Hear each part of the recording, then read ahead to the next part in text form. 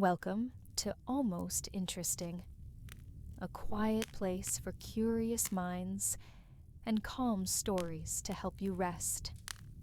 Take a deep breath, settle in, and let your imagination drift into tonight's tale. This story is just for you. Let's begin. The year was 1327, and the wind carried whispers of an early winter. You were born in a village few could find on a map, if they ever dared to draw one. Tucked in the crook of a wooded valley in northern England, your hamlet was no more than 30 souls strong. The locals called it Mirebrook, named after the shallow stream that cut through the mossy pastures and froze over every November. Your name, given on a cold morning beneath a slate-gray sky, was Edric, though in the fields you were mostly called lad or boy. The church would write you down as Edric of Mirebrook, son of no one of consequence. But out here, that didn't matter. Bloodlines didn't fill your stomach, only turnips, stale bread, and luck. Your first memories were not of joy or song, but of the cold.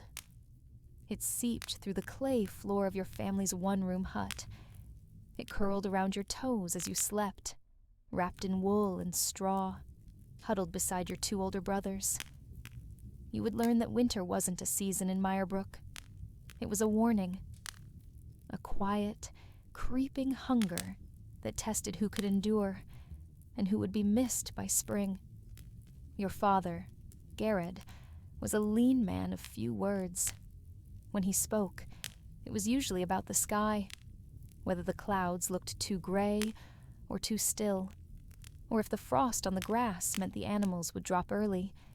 He smelled of sheep, leather, and ash. He had a limp from a plowing accident no one talked about. Your mother, Aelith, was sharper. She knew when a chicken was brooding too soon, how to preserve lard, and when to keep silent around the reeve. You loved her with the full, clumsy devotion only a child could muster. That first frost came weeks ahead of what the elders expected. The village bell, just a rusted iron cowbell hung on a beam near the grain shed, rang 3 times. It meant every family needed to send one member to the common house for a fire council. Your father went, but not before telling your brothers to gather dry dung, and you to shut the henhouse door before the foxes get clever. Inside, you watched your mother grind barley into flour with a stone you were told once belonged to a Roman. She hummed an old tune, one with no words, just rhythm. It was always the same when she worried. That night, the fire council returned grim. The steward had ridden down from the manor with news. Stores were thin, taxes still owed, and a wolf had been seen in the south wood, too close. Worse, the monks at Halcombe Abbey said the stars showed a bitter winter, the kind that breaks barns and bleeds livestock dry. The cold crept into every corner of life. Your daily tasks, fetching water, chopping kindling, scraping lichen off the root vegetables, grew heavier. So did the silence. The forest, once full of rustling and birdsong, now groaned under ice and snapped branches. Even the dogs barked less. One morning, you found a robin frozen mid-flight, wings stiff, eyes glazed like river stones. You held it in your mittened hands, uncertain what to feel. Death, you'd been told, was natural, but it felt cruel. On the 8th day of frost, the oldest man in the village, Tomlin the candlemaker, passed away in his sleep. They wrapped him in linen and buried him before the ground could harden too deep. At the funeral, your mother whispered, "Winter has taken its first." You looked up at the sky and shivered. That night, in the flickering light of a tallow candle, your father spoke a truth. "This season," he said, as he tied his boots with shaking fingers, will decide who we are. And you believed him, because winter wasn't just cold, it was a mirror, and everyone would soon see what they truly looked like. The days shortened. Dawn came later, dusk earlier. By mid-December, the sun barely limped above the hills before it vanished again. The sky turned a sickly pewter, and even the crows stopped crying. Food was already being rationed. Your mother had sewn small red stitches into the hem of your tunic, one for each meal you'd be allowed per day. You checked them obsessively. If a stitch ever went missing, it meant someone had gone hungry for your sake. Your family's winter store consisted of 2 sacks of barley flour, 1 smoked boar leg, 3 jars of salted turnip, a cracked pot of lard, dried mushrooms from the woods, a jar of honey, kept hidden from the steward's last census, that was to last until the thaw. The snow came like a siege, not a gentle drifting curtain, but a furious storm that lasted 3 days and 2 nights. By the end of it, the chicken coop had vanished beneath a drift, and the roof leaked in 4 places. Your father cursed the thatch, and your older brother slipped off the ladder trying to fix it, bruising his ribs. The worst part? You had to eat the hen that froze to death. But hardship wasn't unfamiliar. Villagers shared what they could, a practice not out of charity, but survival. If one fire went out, the cold might claim 2 homes. So every evening, families took turns hosting a common supper, each bringing a morsel of food and a story to distract from how little they were eating. You loved the stories, especially the ones about winter spirits, pale figures in the woods, said to steal warmth from careless children. One tale told of the Hollow One, a woman made of snow and ash who lured people into drifts by mimicking their loved ones' voices. Your mother didn't believe in such things. Your father might have. He took to walking the perimeter of the village at night, alone, holding a crooked staff wrapped in dried herbs. To keep the old things quiet, he said once, when he thought you weren't listening. You were, and one night, you followed him. The moon lit the snow with a ghostly glow. You crept along the path, careful to step in your father's footprints. He paused at the old stone well outside the village, the one nobody used anymore, because the water turned foul 2 summers ago. He stood there a long time. Then he spoke. Not to you, to the dark. Words in a tongue you didn't understand, low and soft. You felt a sudden weight in your chest, as though the cold had curled inside your lungs. Something shifted in the woods beyond the well. A silence too still. You fled before your father could see you. The next morning, the snow had melted in a perfect circle around the well. No one spoke of it, but your mother burned extra juniper in the hearth that night, and your older brother sharpened the kitchen knife. A week later, a traveler came through. He wore a thick green cloak crusted with frost, and led a donkey cart full of peat.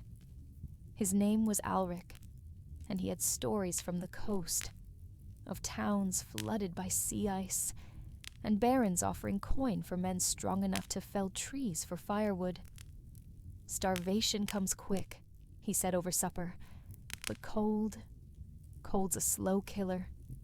Makes you think you're safe, right until your bones beg to stop waking up. That night, your father traded one of your mother's blankets for a bundle of peat. She didn't speak to him for 2 days.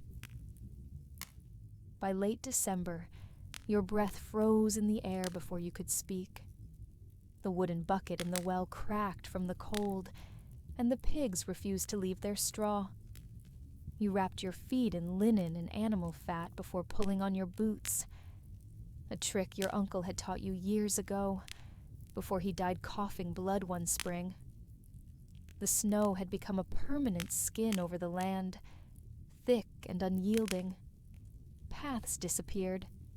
Trees lost their edges. Even the church looked smaller somehow, its bell tower buried to the knees. Inside your home, life became a ritual of silence and warmth conservation. Blankets were stacked atop blankets. Your mother no longer made bread, too much fuel to heat the oven, and instead boiled barley until it turned to mush. Salt became precious. Your youngest sister chewed bark for something to do. The air indoors grew stale. Everyone's breath clung to the walls and windows. Mold crept along the beams like a patient invader. At night, you dreamed of warmth. Not fire, not summer, but warmth as a memory. Your body floating in golden light, the way it felt when you were held as a child, before you knew the shape of hunger. Then came the frostbite. Your neighbor, old Berwin, lost 2 toes before anyone realized. He'd fallen asleep near his door with his boots still damp. They buried him 3 days later, though not in the churchyard, which had frozen solid. Instead, they laid him to rest in the charcoal pit, deep and warm, where the snow couldn't reach. People stopped visiting each other. The common suppers ended. One night, your brother said he saw figures moving on the far side of the village. Not wolves, not raiders, just tall shadows, watching. You told yourself it was wind playing tricks, but something in your gut disagreed. Then the birds stopped singing. No crows, no sparrows, no sound but the shifting of snow on rooftops. Even the dogs began to howl at nothing. And then the child vanished. Her name was Ina, 6 years old, red scarf, vanished between the bakehouse and her family's door, a distance no longer than a stone's throw. No tracks, no signs. Her mother screamed until she collapsed. Her father walked into the woods with an axe and never came back. Your mother wept that night, not for Ina, but for what it meant.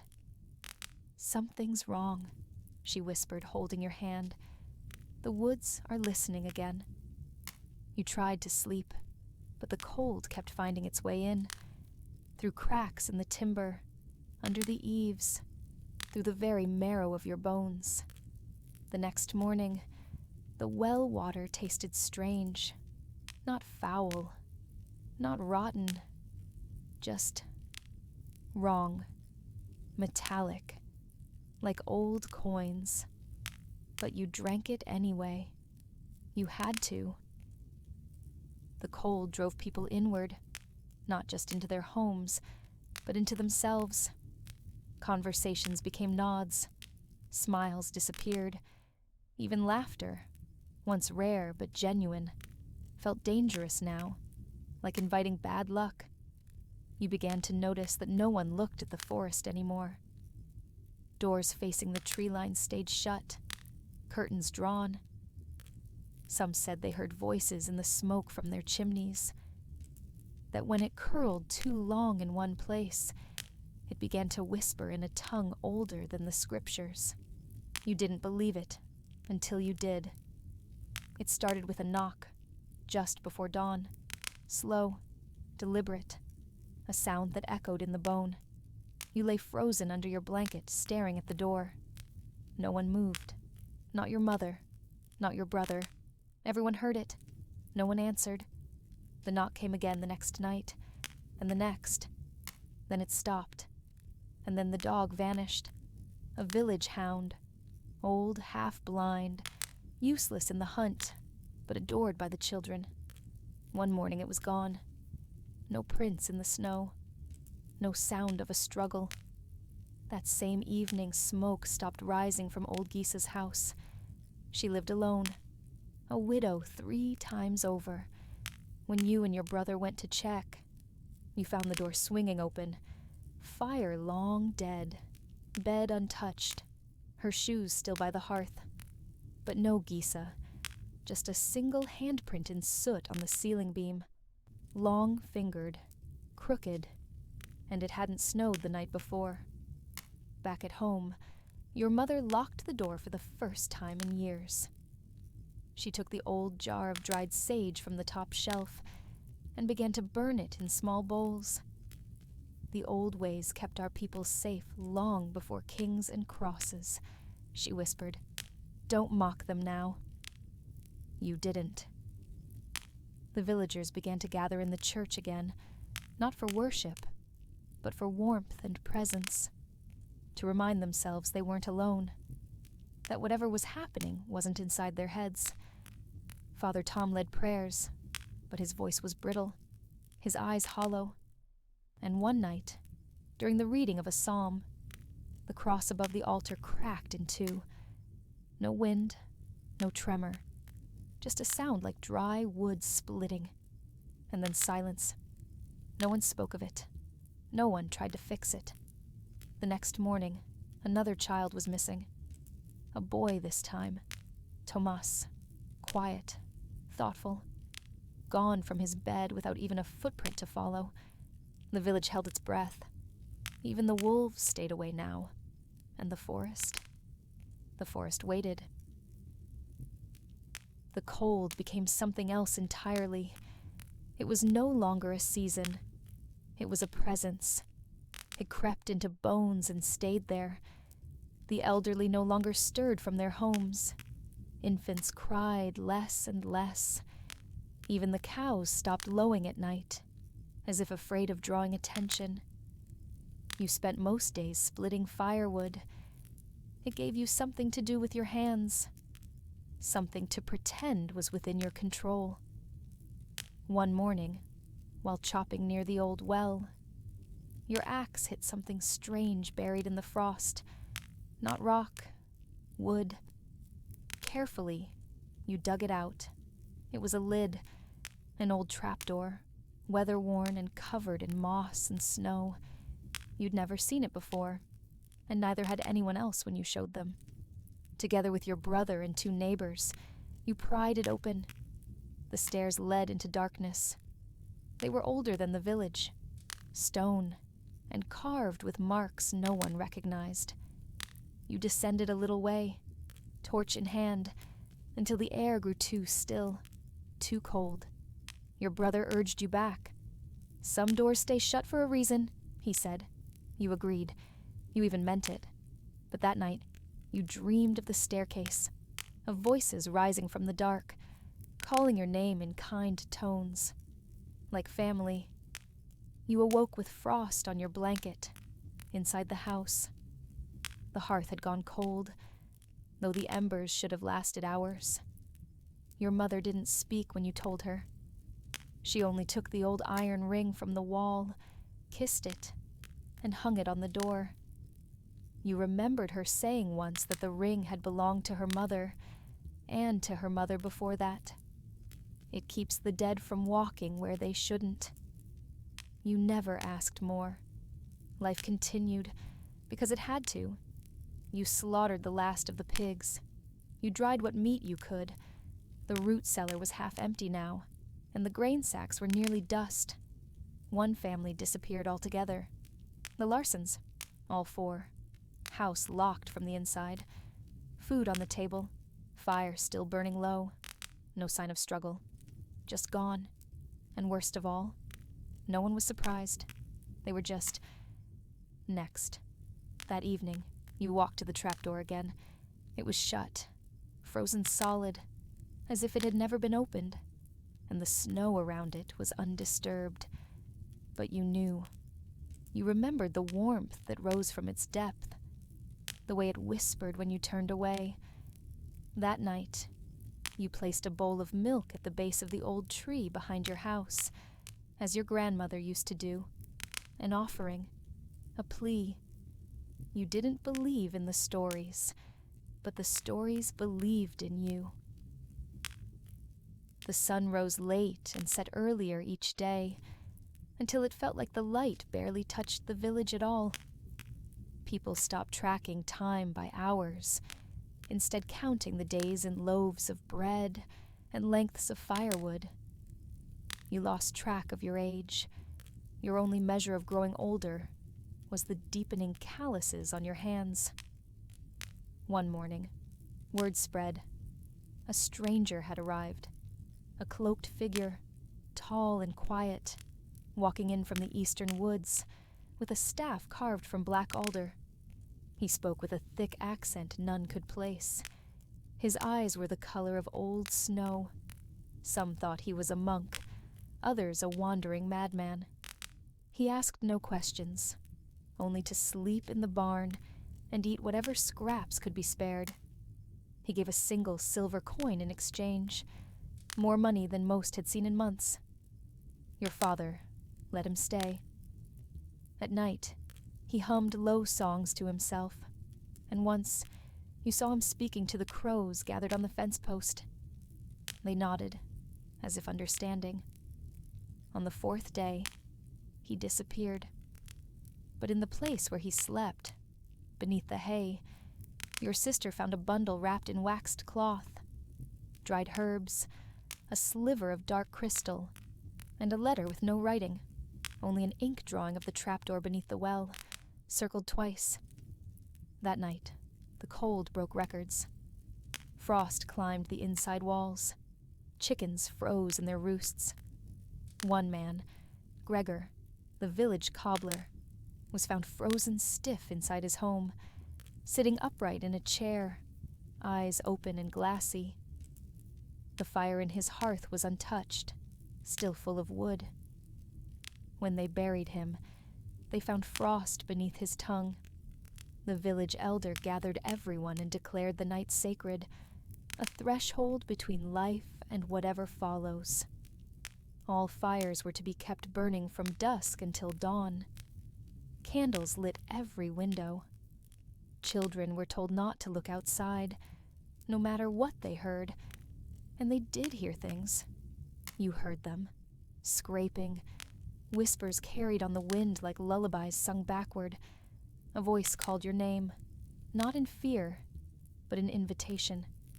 You stayed under your blanket, heart pounding, but you did not look. The morning came, gray and bitter. A baby had been born just before midnight to the miller's wife. She named him Winter. He did not cry, but he breathed. A sign, some said, that hope still lived. Others disagreed. The next day, you walked to the edge of the woods and left another bowl of milk.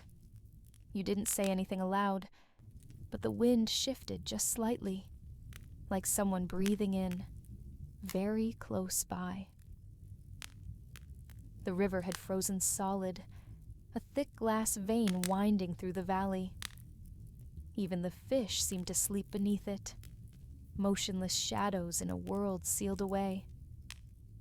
Crossing it became easier, and yet something about stepping on that frozen surface felt like a trespass, as if the water below waited for your weight to fail. You had been tasked with foraging, what little there was, into the woods past the far fields. The earth was iron beneath your boots, and the wind cut through your coat like it wasn't there. You carried a spade, a sack, and a sliver of jerky in your pocket. Your father taught you to dig for frozen roots near the base of old trees, where the soil stayed just loose enough.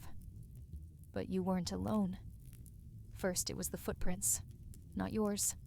Wider, bare.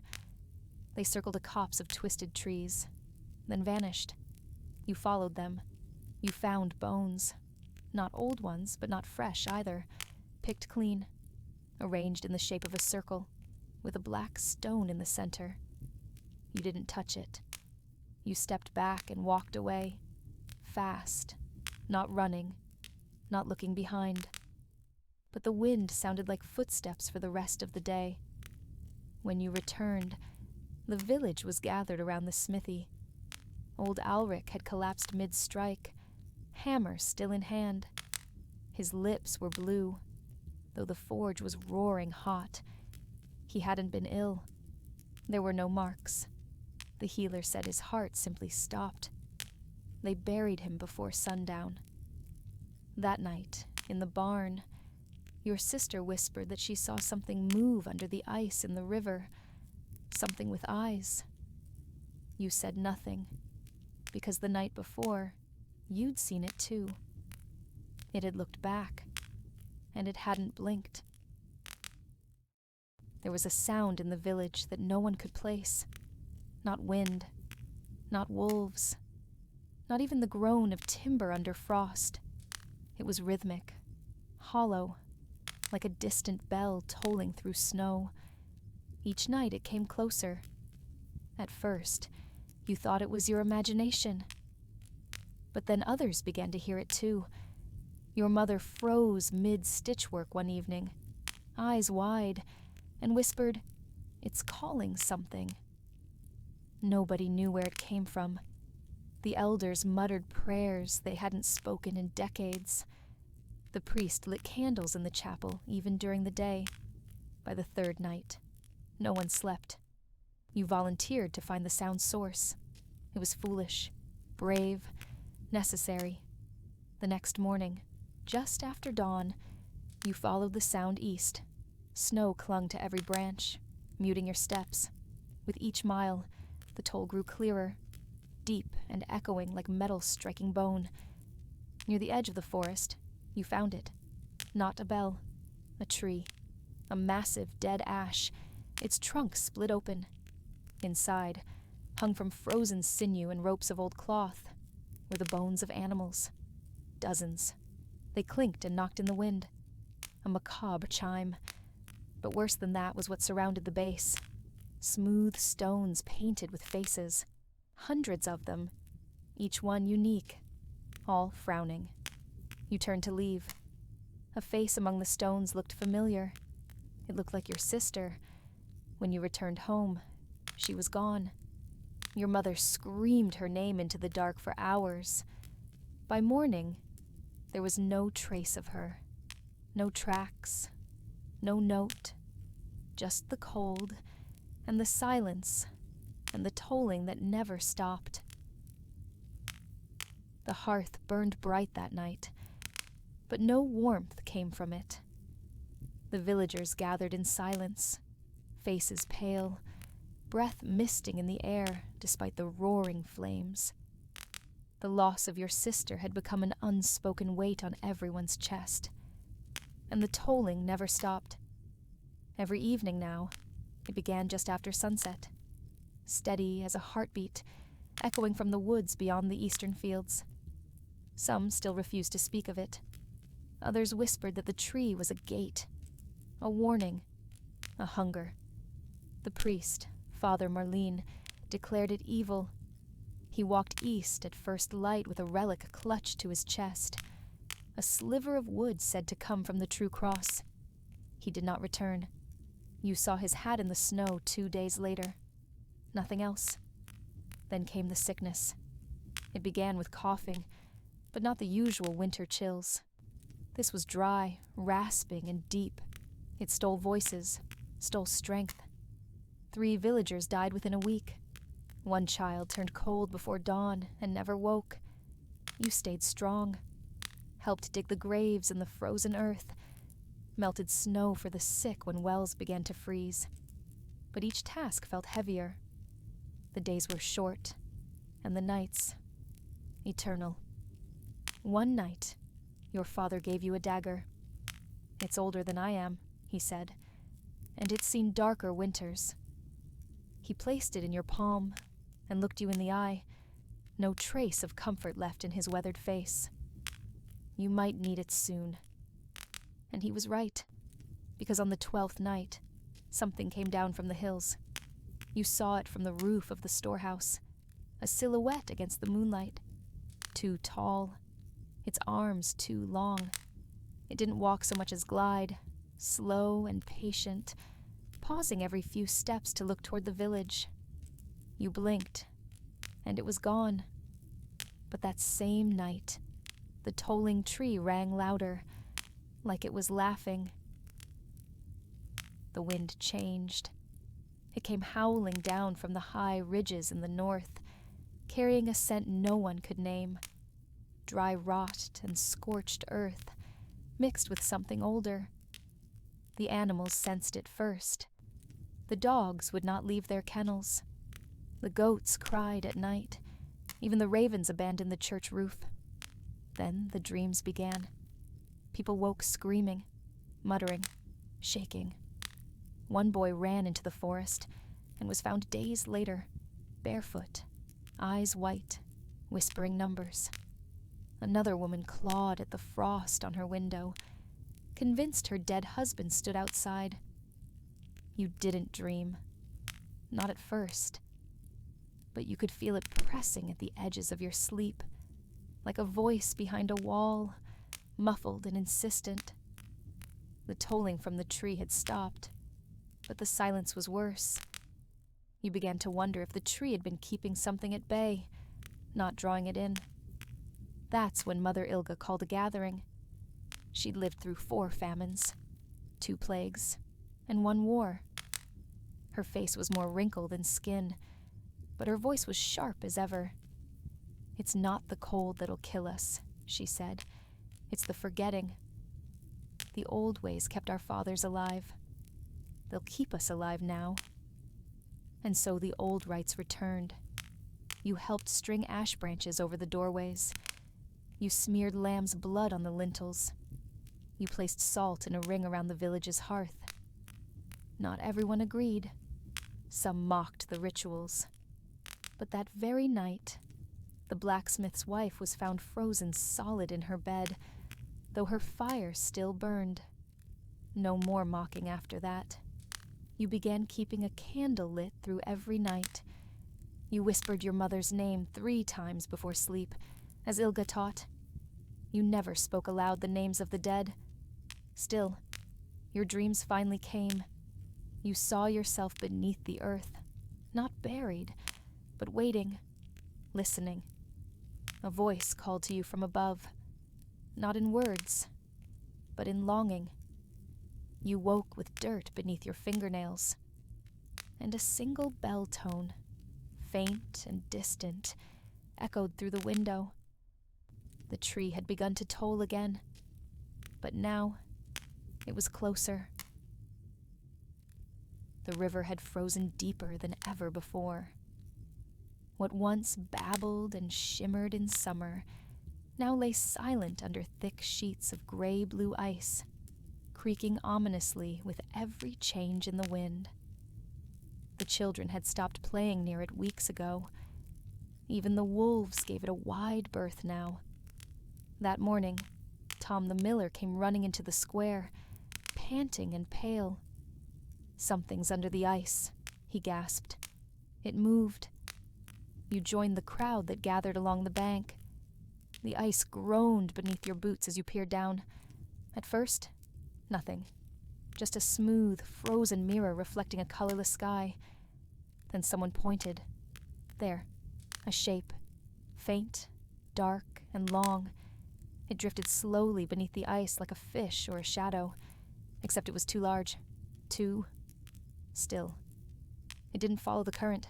It pulsed, like breath. Ilga was called. She stood silently for a time, staring at it. Then she whispered, "It stirs." That night, the village locked every door and barred every window. Fires were stoked high. Salt was piled thick beneath thresholds. The rites grew more urgent. You dreamed again, this time, of eyes beneath the ice, ancient and knowing, watching, not malevolent, not kind, just waiting. In your dream, you walked across the frozen river. The shape beneath you rose. Your name was spoken, not aloud, but inside you. When you awoke, your boots were wet, and on your windowsill, placed carefully, was a single black feather, curled and frozen in frost. No one saw who left it. No one knew what it meant. But Ilga's face turned ashen when she saw it. She lit a blue flame in the chapel that night, and did not speak again until sunrise. Winter deepened like a tightening noose. The snow no longer fell. It simply stayed, clinging to roofs and trees, to your breath and bones. Time lost its shape. Days bled into nights without color or warmth. And then, the bell stopped. For as long as anyone could remember, the bell atop the chapel had rung at dawn and dusk. Its sound had marked every funeral, every harvest, every warning. It was said the bell had been cast with silver drawn from a fallen star, blessed by saints, guarded by oaths. Its silence was unthinkable. But on the first morning of the new moon, it simply did not ring. You and a handful of others climbed the chapel tower to investigate. The stairs were slick with frost.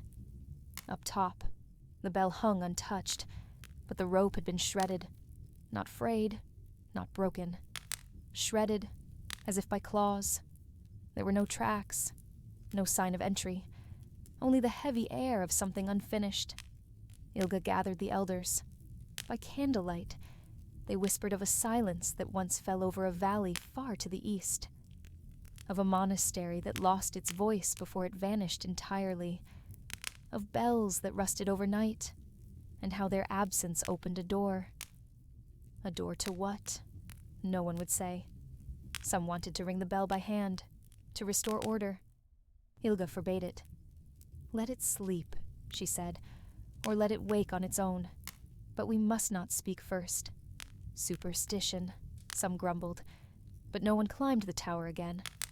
That night, you dreamed of the bell, swinging, tolling not with sound, but with light, a blue, pulsating shimmer that rippled across the sky like waves. You stood beneath it, weightless. When you woke, your ears rang with silence, not absence, silence, like something listening, waiting, watching.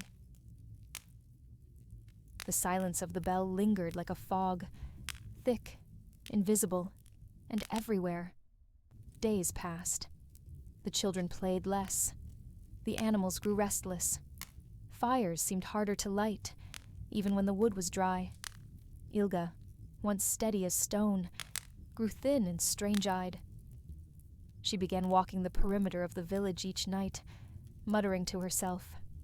You saw her once through the snow, placing sprigs of holly on the corners of doors and whispering names, none of which you recognized.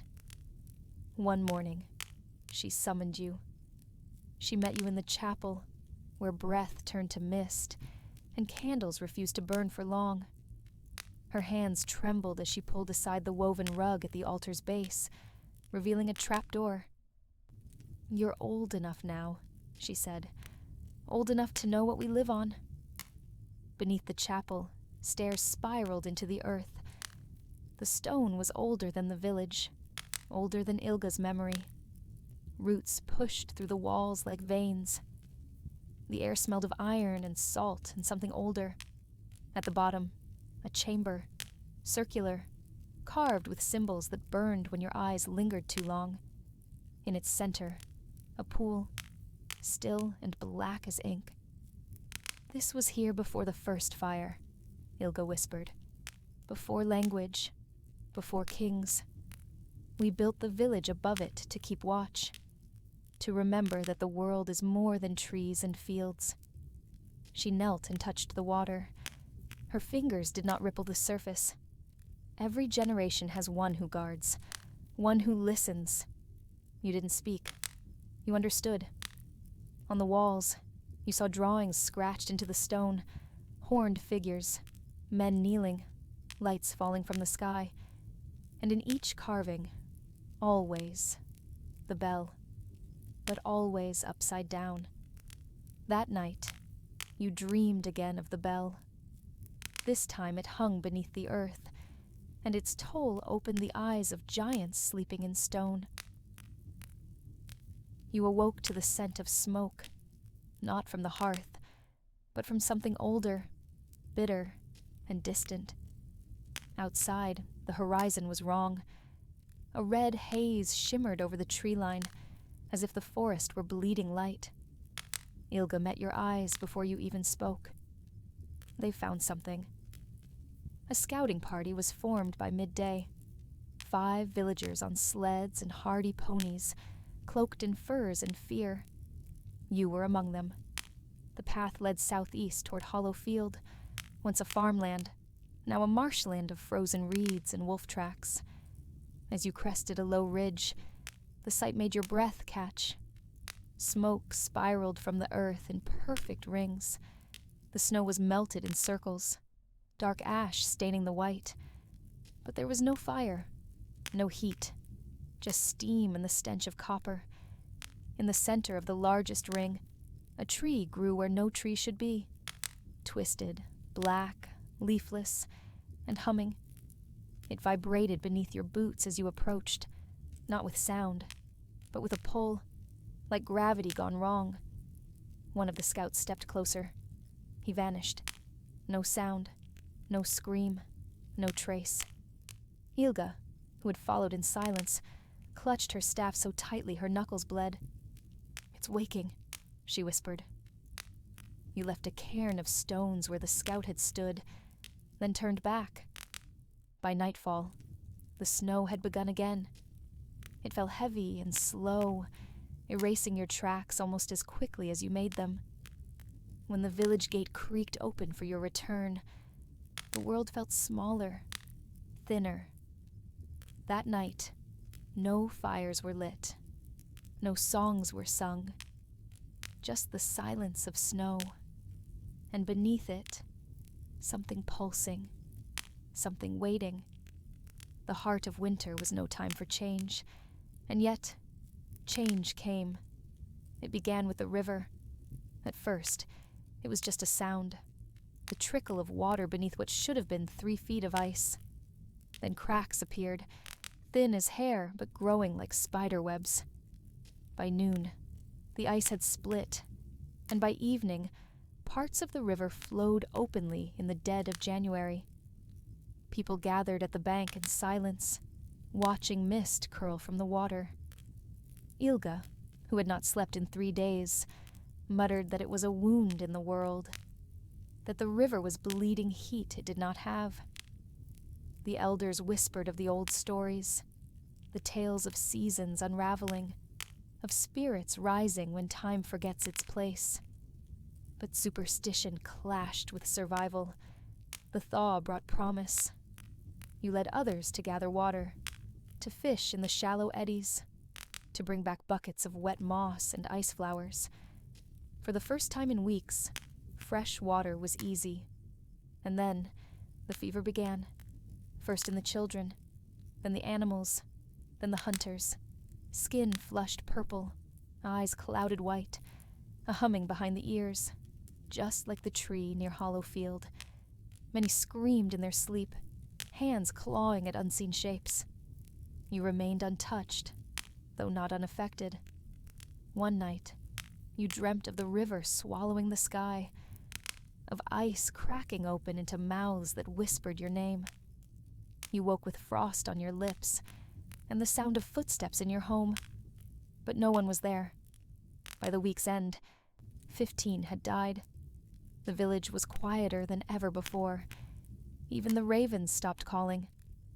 Cedric, the old blacksmith, tried to melt iron into talismans. Ilga told him it was too late for charms, that the heat had already been let in, that they now walked inside the skin of those who died. You asked who they were. She didn't answer. Instead, she handed you a bone knife, carved with symbols you didn't recognize, and told you never to use it unless the stars vanished. And then she left, alone, into the trees. She did not return. You sat awake that night, bone knife in hand, listening for the sound of the river whispering beneath the ice again. It never stopped.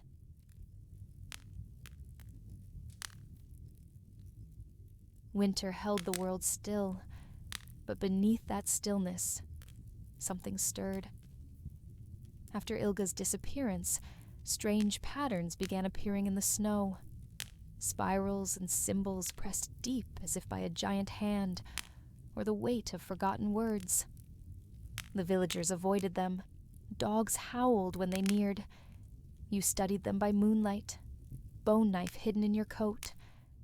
One morning, a girl named Freda vanished. Her shoes were left by the edge of the great oak, the one with offerings bound in its branches. In her place, a doll made of frozen reeds, and hair sat cross-legged in the snow. The village held a gathering. Voices hushed. Cedric spoke of curses. Others whispered of a reckoning. You said nothing.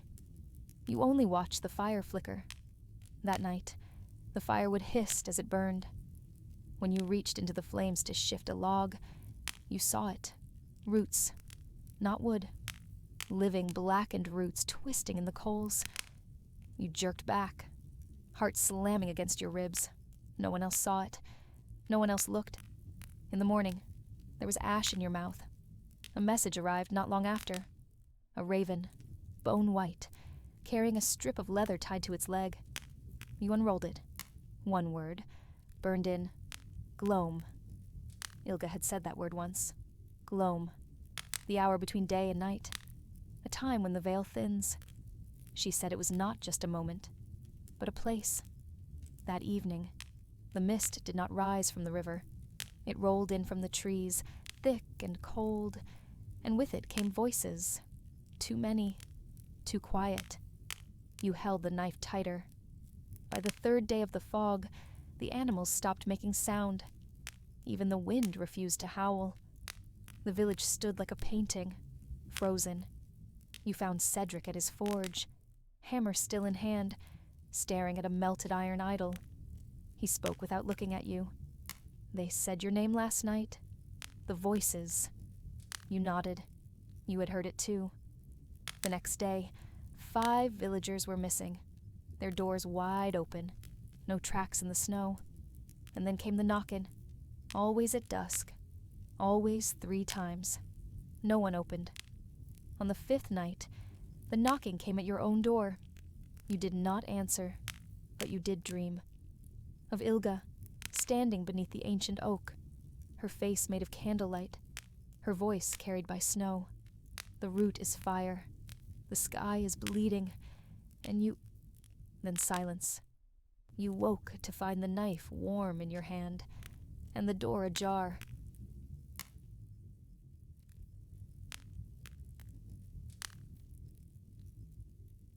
The wind that night was a living thing, howling through the wooden slats of the cottage, rattling the loose iron fittings, whispering against the thatch like 1,000 old voices. The sky above the village of Eder Hollow was a bruised velvet black, pierced only by the ghost-pale glow of the full frost moon. Every soul who still had the strength to move huddled close to the hearths, feeding them with whatever scrap of wood or dried dung they had left. You lay wrapped in thick hides on a bed of straw and old cloth, sharing warmth with 2 others from the household, an elder with a hacking cough, and a child who had not spoken in days. Your back ached from days of hauling timber, and your hands were raw from splitting it with a dull axe.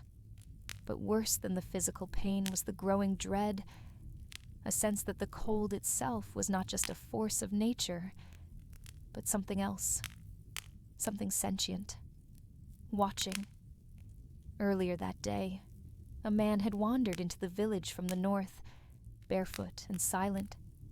His eyes were wide and empty, like he'd seen something that had hollowed him out from the inside. He carried no food, no tools, not even a cloak. Just a single word spoken over and over again like a prayer. Hollowgate. None had heard of it, though the elder muttered that it was once a name spoken in witch trials, centuries past. That night, after the village gates were barred, and the meager stew had been shared among the families, you found yourself outside, drawn there not by necessity, but instinct. The moonlight painted everything in silver and blue. It was too quiet. Not even the dogs barked. Then came the sound. A low humming. not mechanical, but bone deep, like a chant whispered into the earth itself. It came from the well. You crept closer. The stones around it were glazed in frost. As you leaned over, something inside you screamed not to look, not to listen, but you did. Far below. Not water, not stone. Eyes, not human. You staggered back, breath coming in panicked clouds, and sprinted to the headman's house. He didn't open the door. You had to kick it down. You told your tale, breathless. He didn't laugh. He didn't scold you. He only turned to the hearth and whispered to his wife, "It's the 4th well this season. You weren't the first." By morning, the strange man was gone. The snow had filled his footprints. And the well, it was gone too. Not collapsed. Gone, as if it had never existed. That day, something shifted in you. You began to wonder whether survival in this world wasn't just about food and fire. Maybe it was about not seeing, not knowing. Maybe knowledge itself was a curse in the dark age. You kept silent about the well, even when the others asked why your hands trembled, even when you began to hear the humming in your dreams. The days shortened into a kind of perpetual twilight. Snow no longer fell in flurries, but in curtains, thick, unrelenting, blinding. The world beyond the village shrank with each storm. Paths disappeared. Trees became ghostly silhouettes. The road to the outer farms was now little more than memory, and no one who went looking for it returned. Inside the hall, where once the village's elders held moot and shared salted ale, a dozen people now huddled together for warmth, their bodies swaddled in cloaks and hides. The firewood was gone. The straw was nearly gone. The hope was thinning. You had taken to shifts at the lookout. Not that there was anything left to watch for, but people felt safer knowing someone stood at the upper tower, eyes on the wind. You wrapped yourself in whatever rags were dry, took your post, and stared into the white. And sometimes, the white stared back. On the 3rd night of your watch, the storm broke briefly, and you saw figures moving across the ridge, too far to make out clearly. Not walking, not riding, gliding. They didn't leave tracks. You didn't tell anyone. Instead, you walked the perimeter by yourself the next day and left small offerings at the boundary stones. Crumbs of bread, a piece of your copper ring, the stub of a prayer candle. Silly things. Superstition. But it made you feel less visible. At dusk, a bell rang. Not from the tower, not from the chapel, from deep underground. The old smithy had a basement, half collapsed after the frost took it years ago. No one went down there. The forge had been dead for a generation. But the bell rang from beneath its floor. You and 2 others pried open the hatch, descended into the dark. The air was colder than above, and wrong. The metal smell of blood, the ash of burnt bone. The bell lay in a pile of rubble, but no one had touched it. Not in years. And yet it was swinging. Later, by the communal fire, someone said it was the storm spirits calling toll. A death knell for the village. Another said it was the voice of the mountain god, angry that offerings had stopped. You said nothing, but you remembered the eyes in the well. You remembered the humming, and that night, you chose not to sleep. Instead, you sat by the boarded-up window, a crude spear across your knees, and you listened. To the wind, to the snow, to the things that lived between them. You knew that winter hadn't just come, it had chosen. The storm broke just after midnight. You were awakened not by the howling wind or the hiss of sleet against the shutters, but by silence. An unnatural, perfect stillness, as if the entire world had paused to take a breath. Then, distant and low, a sound carried through the trees, the deep metallic chime of a bell. Not the chapel bell. Yours had long since cracked, silenced by frost and age. This was different. Hollow, slower, as if wrung from beneath the earth. The others heard it too. Faces appeared at windows, eyes reflecting firelight and fear. Cedric the miller muttered a prayer. A young boy began to cry. No one spoke of it aloud, but the chime awakened old stories of the hollow bell, a relic from before the great wars, said to toll only when something had crossed the veil between worlds. Despite your better judgment, you volunteered to investigate. You and 3 others.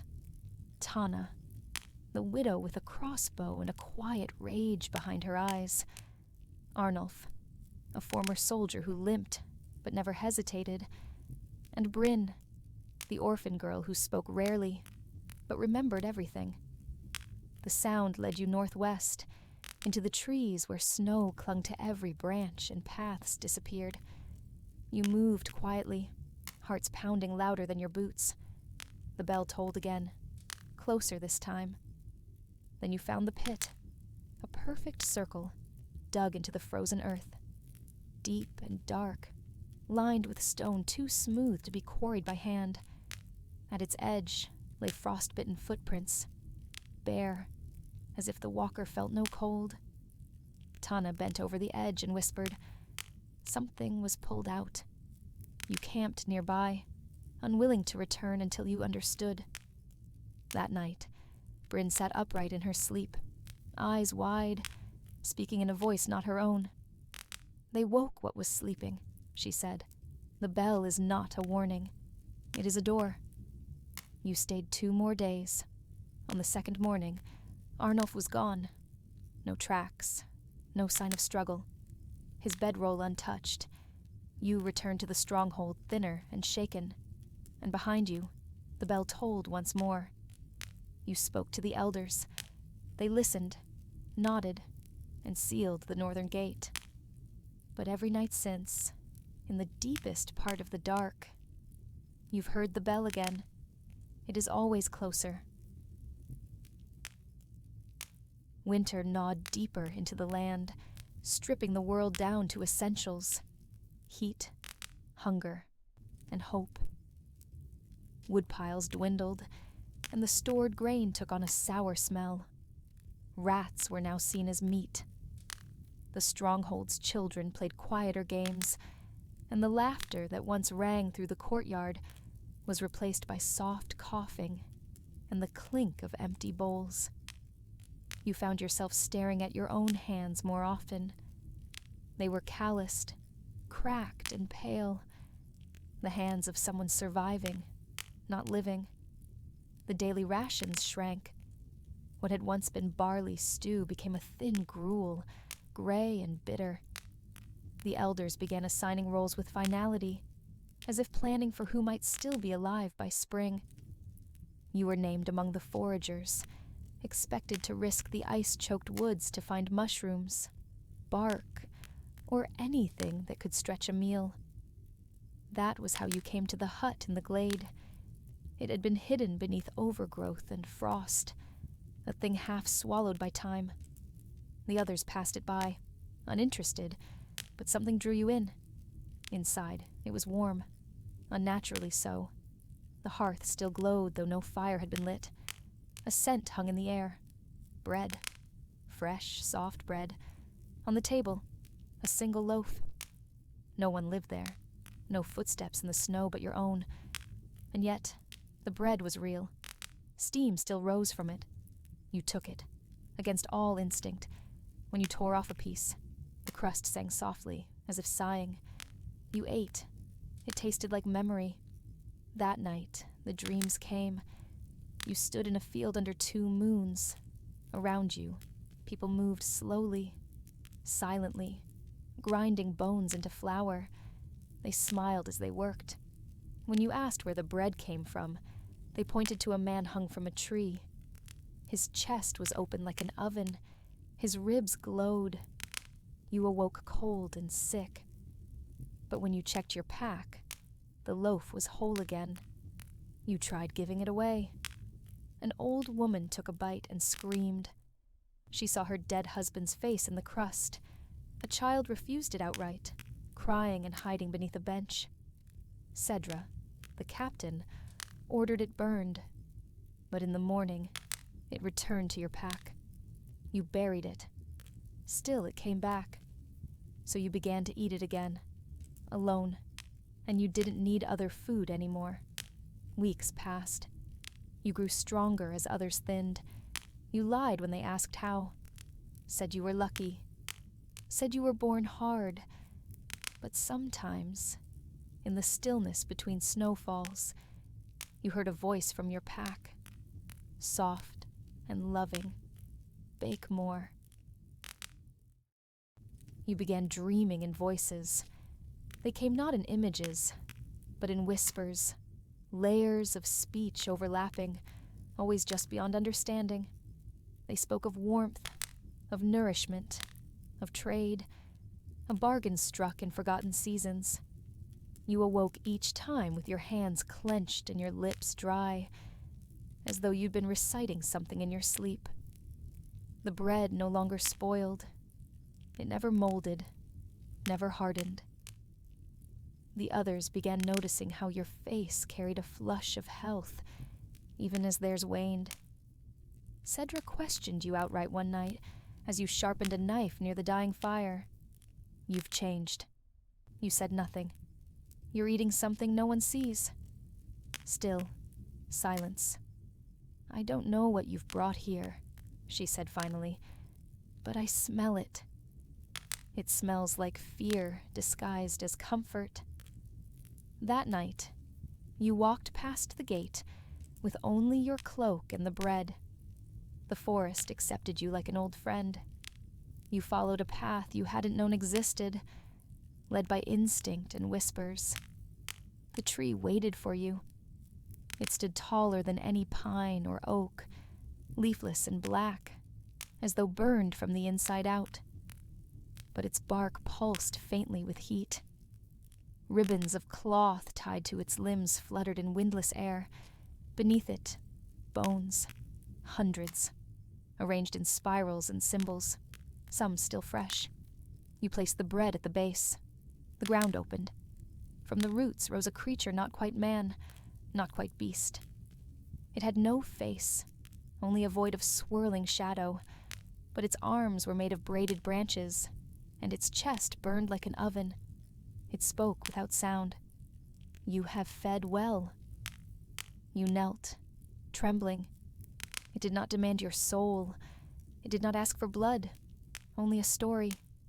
So you told it yours, from the day of your birth in the cold, to the stronghold, to Dunwich, to the bread that never died. It listened with quiet reverence, and when you finished, it placed one branch hand over your heart. You are the new baker. The heat filled you. Your mouth dried. Your breath turned to ash. When you opened your eyes, you stood alone. But in your pack was not bread. It was flour, pale and perfect, enough for many loaves. You returned before dawn. The ovens had long been abandoned. You lit them. You baked, and the people came. They did not question the taste. They smiled with warm cheeks and full bellies. But every time you opened the oven door, you heard the voices whisper, "One more story, one more body, bake and be remembered." Snow blanketed the world in silence. The stronghold sat like a stone cradle buried in white, its every sound muffled, its breath shallow. Yet, within the bakery, fire danced. Loaves rose. The scent of crust and spice curled through the corridors like memory itself. No one asked where the flour came from anymore. They only lined up quietly, holding bowls, rags, or worn wooden platters. You gave freely. though your eyes watched each hand that took. You had begun to change. Not visibly. Not yet. But in your bones. You no longer felt cold, no longer flinched at the wail of the wind through the gates. You no longer hungered. And at night, you no longer dreamed. You listened. The tree had become a part of you. One evening, Hesta approached your oven while no one else remained. She stood with her old wool cloak wrapped tightly around her, steam rising from the bread in her hands. "I remember a story," she said, her voice like dried leaves. "From my grandmother's time. A baker who fed a dying village. They lived. He withered. You didn't speak," she continued. "When the famine passed, they tore him apart, not out of hatred, out of need. They believed he had become the bread." You looked at her then. Her eyes were sharp, ancient, unblinking. "I'm not that baker," you said, though even you weren't sure it was true. "No," she agreed. "You're something older." That night, Cedra returned from a long patrol. Her face was thinner, eyes darker. She took bread like the others, but held it without eating. "I rode to Dunwich again," she said. "It's still empty, but there's a tree now, huge, black as soot, like it grew overnight." You said nothing, but something in you stirred. Cedra leaned in. "You're connected to it." "I am," you admitted. "Then tell me what it wants." You looked at her then, honestly, the oven's fire reflecting in your eyes. "It wants stories, lives, memory. It doesn't kill. It remembers. It keeps the warmth in exchange for forgetting who we were." She didn't move, didn't react, only nodded, and placed the bread back on your table, untouched. She would not return again. Winter had sharpened its edge. The days, if they could still be called that, were little more than faint blue blinks between long sheets of black. The stronghold became a cave of breathing, flickering warmth, and the snow outside seemed a dream too vast to be real. You spent your days among the bread, among the heat, your hands dusted white with flour, as though marked by time itself. Fewer came now. Hunger was no longer the only danger. Something else had begun to creep through the stone corridors, something that turned men's thoughts backward, made them mumble names not spoken in decades. Some fell silent entirely. Those who remembered their pasts most vividly were the first to fall. And still, the tree thrived. One morning, the old chapel doors were found open, despite no one having touched them in weeks. Inside, candles had been lit. Dozens. A silent vigil for something unseen. On the altar was a bowl filled with snow. No one confessed to leaving it. By now you had ceased asking questions. That day, a girl approached your bakery. A child, no older than 7 winters. She stared at the fire through the grate, then looked up at you. She held out a single stick doll made from straw and twine. "For the warmth," she said. You took it. Her mother waited nearby, watching. You placed the doll above the oven, beside the carved stones and broken relics others had gifted. A new shrine was forming. One not to gods, but to you, to the heat, to the forgetting. That night, as you sat in the quiet after the bread had cooled, you heard footsteps, but no door opened, no wind stirred, and when you stood, a figure was already there, standing beside your hearth. They wore a black cloak dusted with frost, face hidden by a hood, but their presence was impossible to ignore. "You've built something old," the figure said, voice low and androgynous. "Something older than names." You didn't speak. They stepped closer. "It remembers everything we cast out. The warmth is only the bait. It is not your servant. It is your jailer." You looked at your hands. "I made no deal." The figure smiled, barely a shape beneath the hood, but the world did, long before you were born. Then they vanished, like mist. Only the smell of singed pine remained, and outside, the snow had begun to melt, not from sun, but from something deep below, rising.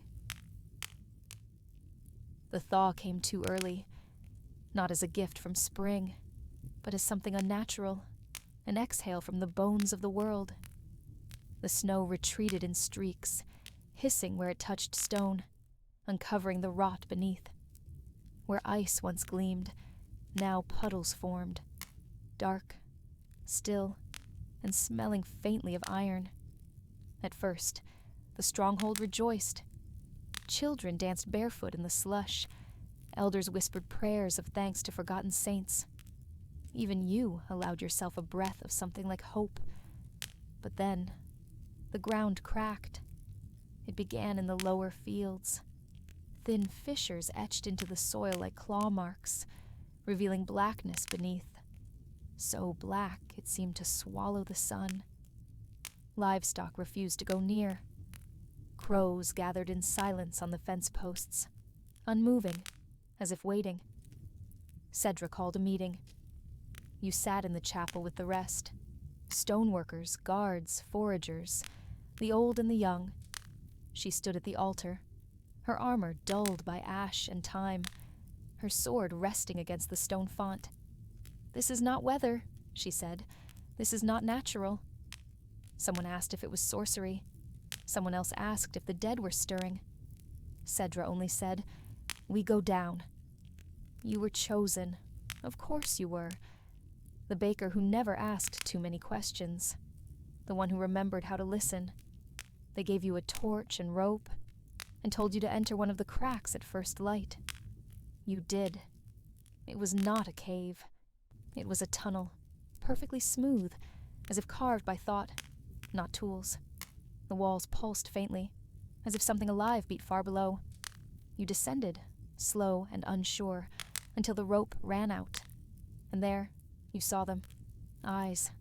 Thousands of them, embedded in the walls like pearls, each one open, each one watching. And in your mind, a voice, not loud, but infinite. You were born of fire and forgetting. Now you must remember. You screamed or thought you did. The next thing you knew, you were outside, lying in the slush, rope burned to your palms. No one asked what you saw. No one dared. The cracks continued to spread. One swallowed an entire watchtower. You returned to your oven that night, but found it cold. The coals refused to burn. The bread would not rise. And in the silence of your bakery, you heard laughter, not mocking, but old, deep, pleased. It had begun. They came at dusk, not an army, not a raid, just men, walking. From the north fields, where once the pines stood proud, they emerged without fanfare, without sound. No horses, no banners, no clamor of boots. Just dozens of figures in cloaks the color of ash, moving in a perfect line. The guards at the gate did not sound the horn. They watched, frozen. You stood beside Cedra on the battlements as the procession neared. The men, if they were men, walked barefoot over ice and mud, eyes fixed forward, skin too pale, too smooth. There were no weapons at their sides, just silence and the steady beat of their feet, and then they stopped. A single figure stepped forward. His cloak was heavier, ragged at the hem, and from beneath its hood came a voice like wind through dead branches.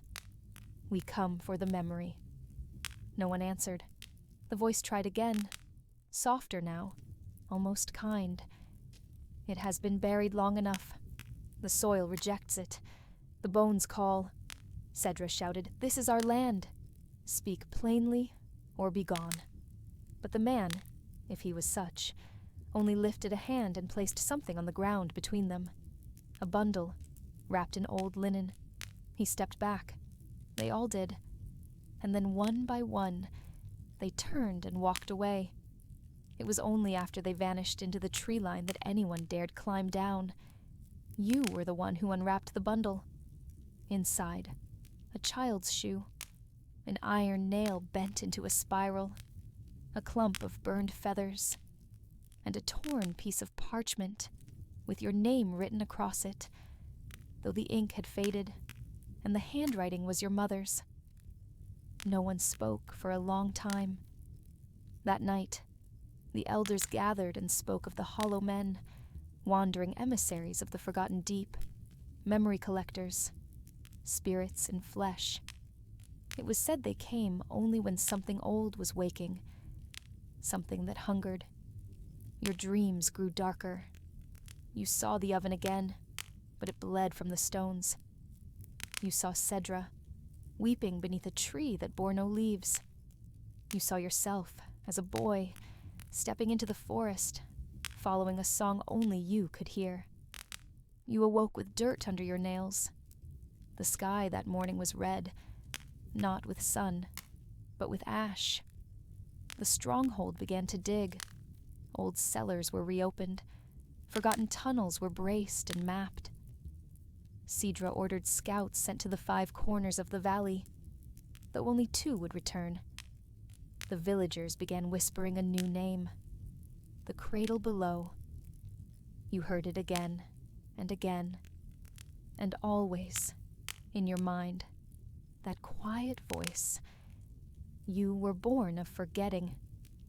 Now you must remember.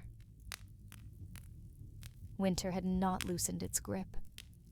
The frost still claimed windows and crept under door frames like a silent thief. But deep beneath the cottage, far below the straw mattress and creaking beams, was a place few dared visit. The root cellar. You had known of it since you were a child. Every peasant family had one. A dank, cold pit dug into the earth for storing carrots, turnips, onions. But yours had been older, deeper. Your grandfather used to say it was there long before your family laid the first stone of the house. Some nights, it whispered, you descended with a lantern in one hand and a thick wool cloak around your shoulders. The chill below was even sharper than the wind outside. Each step creaked with age and warning. The floor was dirt, dry and cold. Rows of shriveled roots lined the walls, resting in baskets or bundled in straw. But tonight, you weren't looking for food. Tonight, you were following a sound. It had begun the night before.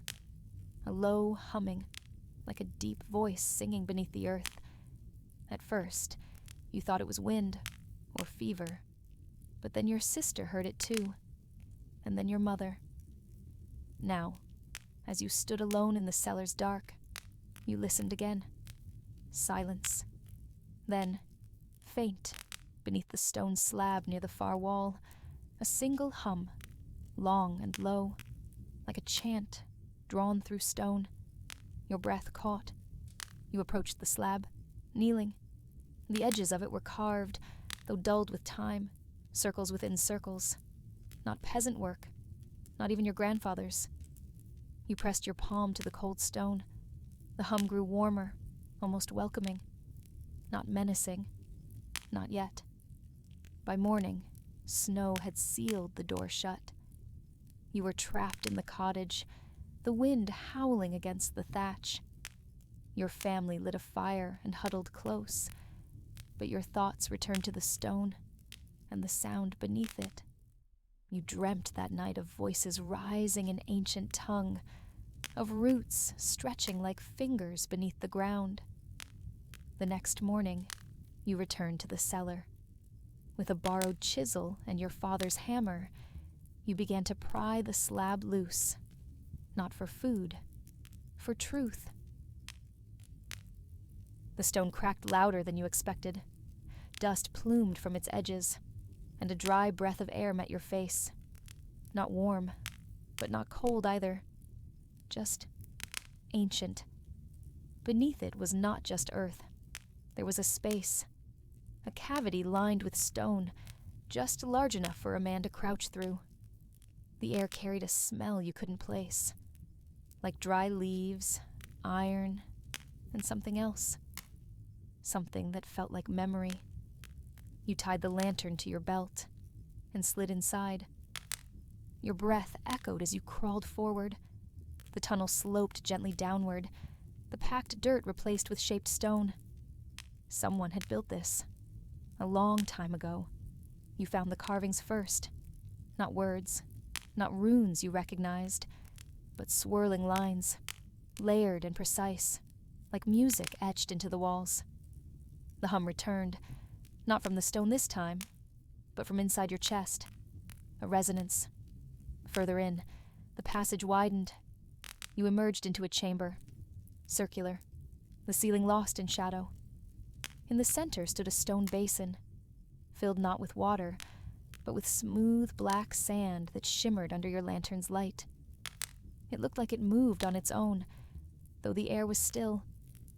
On the far wall, 7 alcoves, each held an object, a tool, a vessel, a bone. Some were wrapped in faded linen, others left bare. You stepped closer. The first held a curved blade of copper, not rusted. The second, a clay pot sealed with wax. The third, a skull, small, human. You reached out, unsure why, and touched the wax-sealed pot. Nothing happened. Then the lantern flickered. Then the chamber changed. The walls pulsed.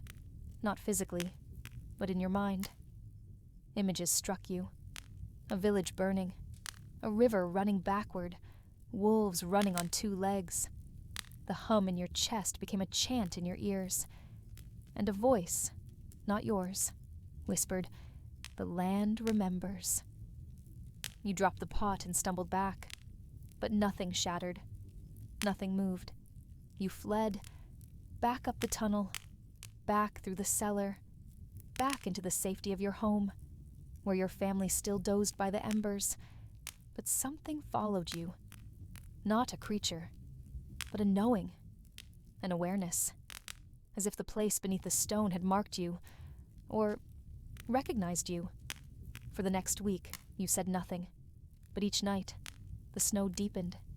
Each night, the dreams returned, and each morning, the ground beneath your house felt less like earth, and more like the skin of something enormous, sleeping, waiting. By late January, the snow no longer fell in flakes, but in sheets, whipping sideways in wind that howled like a wounded beast. Roofs cracked under the weight. Trees split like dry bones. The animals no longer made sounds at night, not even the wolves.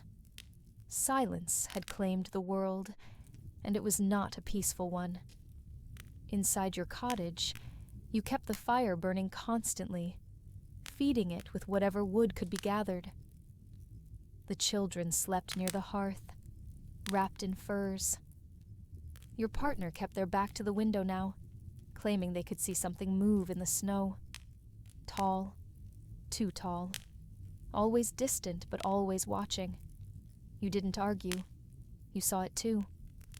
The elders began speaking of omens more openly, birds flying in perfect circles above the village, a child born with teeth, milk curdling seconds after it was drawn. Some blamed the mountain, others blamed the old gods. A few muttered of that chamber, the one you had discovered and sworn to never revisit.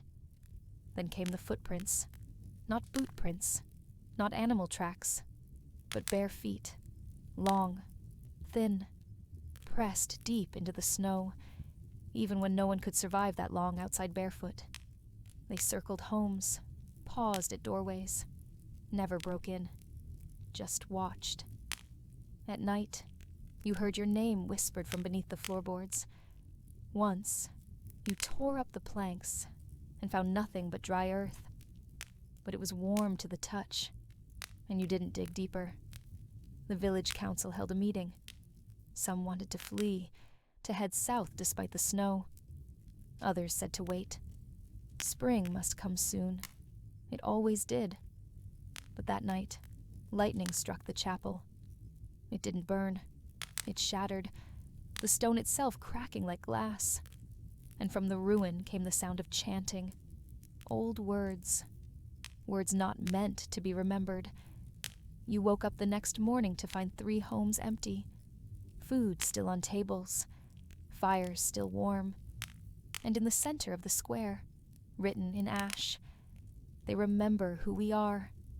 You thought of the black sand in the basin, of the objects in the alcoves, of the voice that had whispered in your chest. The next day, the village blacksmith was found hanging in his forge, eyes wide, mouth sewn shut with wire. No one claimed to know why.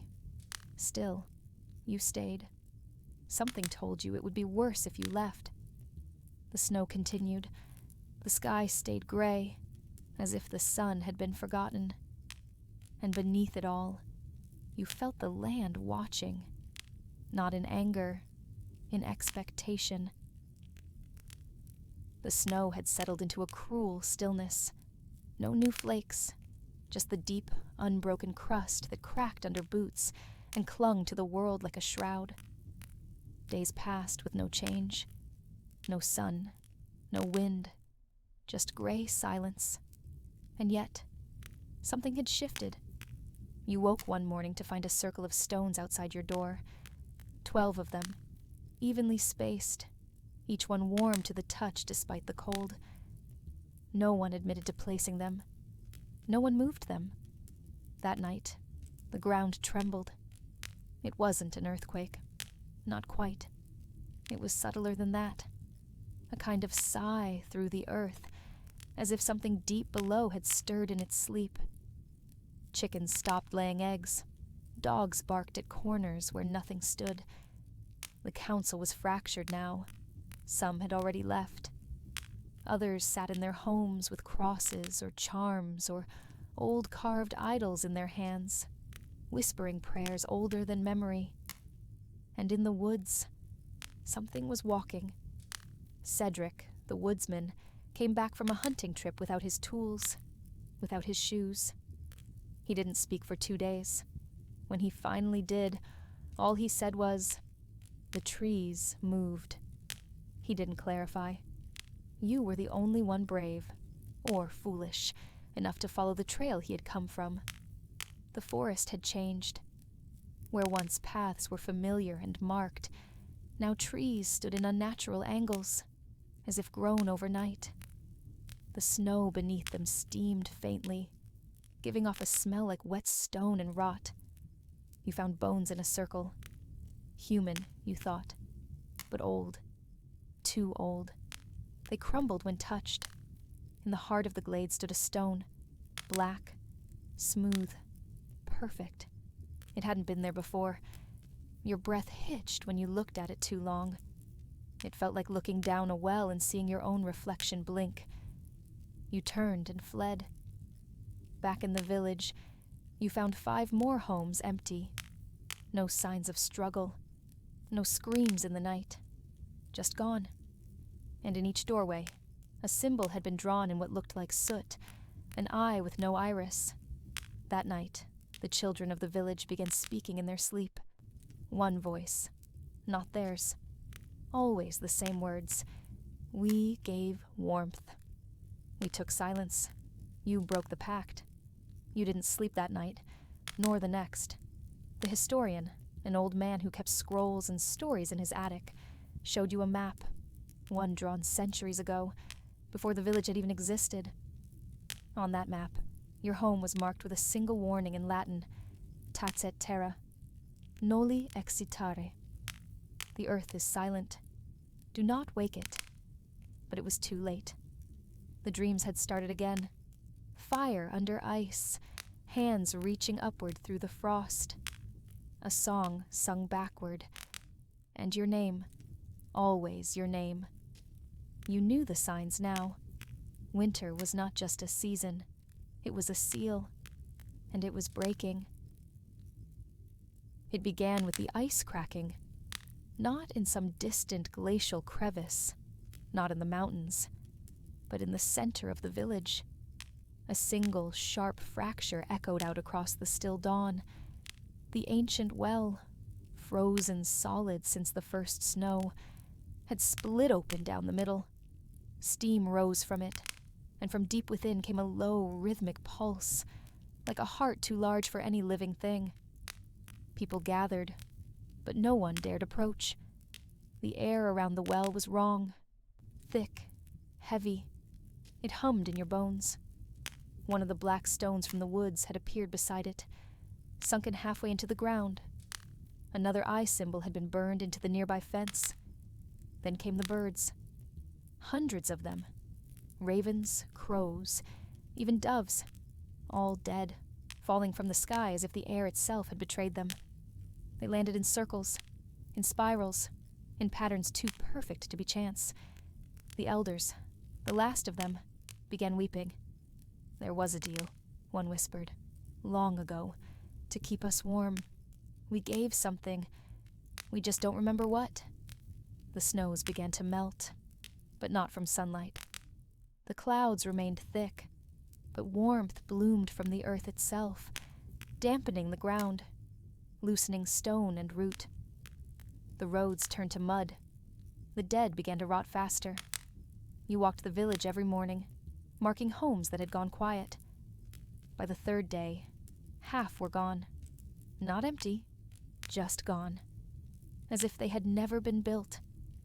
You saw villagers carrying bundles of memories, paintings, tools, clothing, walking in circles, forgetting where they were going, speaking in languages no one taught them. The oak tree in the center of the square, once covered in prayer cloths, had begun to bleed. Not sap, something darker. It stained the snow, then evaporated. Cedric tried to flee. You found him 2 days later, curled beneath a fallen birch, mumbling songs in Old Norse. His eyes had no color. Then came the light. It was not sunlight. It had no warmth. It pulsed from beneath the earth in waves, illuminating everything in silvery blue, as though time had stilled. In its glow, the stone from the woods cracked. From within came a sound, a voice not meant for ears. It spoke in symbols, in memories. It showed you the past. A village built atop a shrine older than men. A pact made by starving ancestors in a winter worse than this. They had called to the deep earth, to something that slept beneath fire and frost. It had answered, and it had waited. You saw them giving part of themselves, names, time, memory, so they would be spared the cold. And now their debt was due. You stood at the edge of the broken well, the ground trembling beneath you, and you made a choice. You descended. The light faded behind you. The air turned thick and heavy. You found carvings, not in stone, but in fossilized bone. They pulsed with faint warmth. Deeper still, you saw the truth. A heart of black glass, pulsing slowly, cracked down the middle. You understood. You could leave it be, walk away, let it finish waking and watch the world unmake itself in silence.